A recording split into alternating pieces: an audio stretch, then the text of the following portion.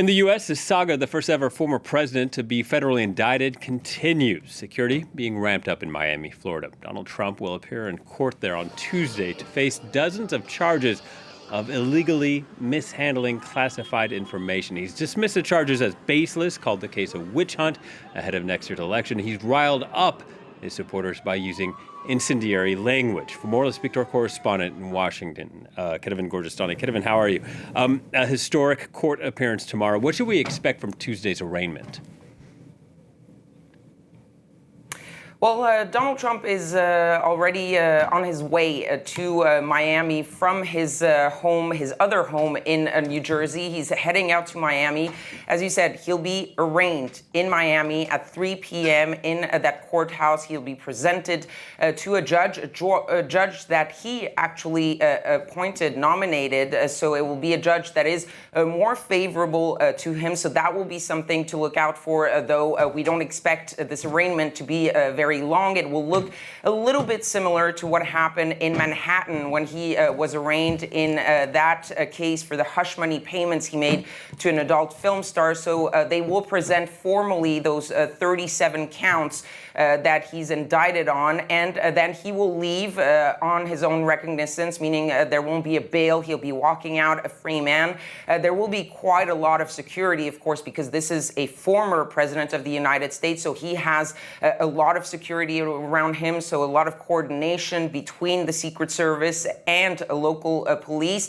Donald Trump, who is expected to leave Florida right away, he's not going to be going to his other home that is just close by in Mar-a-Lago. He will instead be returning to New Jersey, where he is set to be giving a speech around 8:15 p.m. local time in his home of Bedminster, New Jersey. We're expecting him to address, of course, this indictment. But if it looks anything like the speech he gave after his indictment in Manhattan, it will be more of the same of what we've been hearing so far coming from Donald Trump, really rehashing some of the themes that he repeats in front of his supporters, which is the politicization of the Justice Department, this witch hunt against him. We're not expecting him to really go into the detail of this indictment, really just a speech to gather around his supporters and to show them that he is the victim of this attack by the Democrats, and to try to really shore up their support. Yeah, and how has the indictment affected campaigning ahead of next year's election?